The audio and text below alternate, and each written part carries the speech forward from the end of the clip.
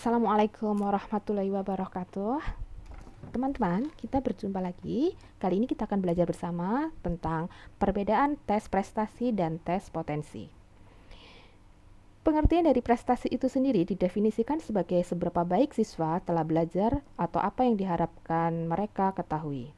Untuk tes prestasi, mengukur pengetahuan tentang informasi spesifik atau apa yang diketahui seseorang.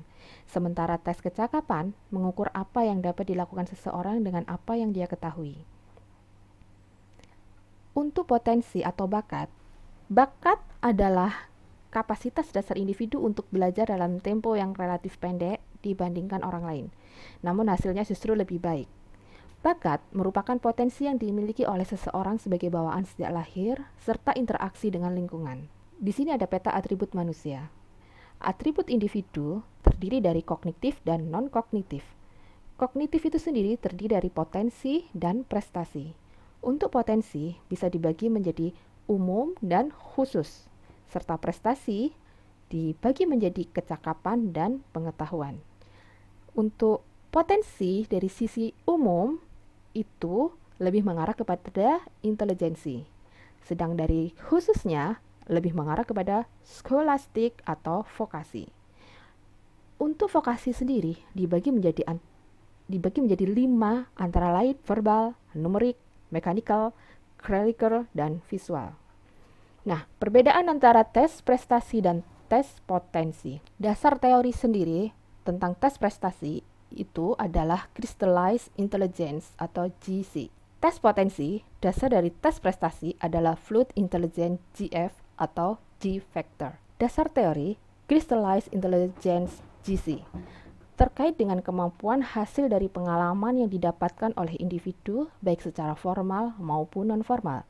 Fluid Intelligence GF adalah kemampuan yang terkait dengan kemampuan untuk mengatasi masalah secara efektif dan akurat ketika faktor pengalaman tidak turut dilibatkan. Faktor G intelligence umum. Di sini ada diagramnya dan gambar ini menunjukkan kedudukan faktor G yang mendasari keberhasilan untuk mampu mengerjakan atau mengatasi banyak tes yang mengukur kemampuan yang berbeda-beda. Materi ujian. Tes prestasi, materi yang diujikan bersifat sistematis, misalnya silabus atau kurikulum, dan semua peserta tes tahu materi yang diujikan. Tes potensi, materi yang diujikan biasanya bersifat acak atau berubah-ubah dan relatif baru. Gambar ini adalah contoh tes yang mengukur bakat visual spasial.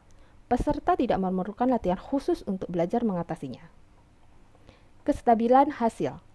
Tes prestasi, hasil relatif tidak stabil karena ada faktor memori, kecuali diperkuat dengan belajar. Contoh kasus tes TOEFL. Tes potensi, hasil relatif stabil karena terkait dengan interaksi antara pengalaman, genetik, dan stimulasi lingkungan, dan sebagainya. Fokus pengukuran. Tes prestasi, fokus dari pengukuran menyangkut aspek hafalan hingga evaluasi, sehingga dengan semua level kemampuan kognitif dari Bloom atau tergantung dari target atau capaian. Tes potensi, fokus dari tes potensi lebih kepada daya analisis, sintesis, evaluation, and creation di level kognitif Bloom dinamakan dengan level tinggi atau higher order thinking. Aspek waktu. Tes prestasi mengukur kemampuan hasil kerja di masa lalu. Ujian akhir nasional adalah contohnya. Tes potensi menekankan kepada masa akan datang atau prediksi. Apakah individu akan siap atau mampu dilatih dengan materi yang baru dan berhasil dalam pekerjaan tertentu. Keadilan. Tes prestasi di Indonesia relatif kurang adil karena masih ada jurang pemisah antara kualitas sekolah. Sekolah yang memiliki fasilitas bagus akan lebih menghasilkan siswa berprestasi.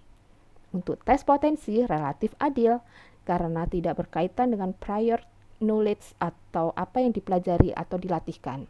Keunggulannya lebih terkait dengan sesuatu yang dialami. Persiapan peserta.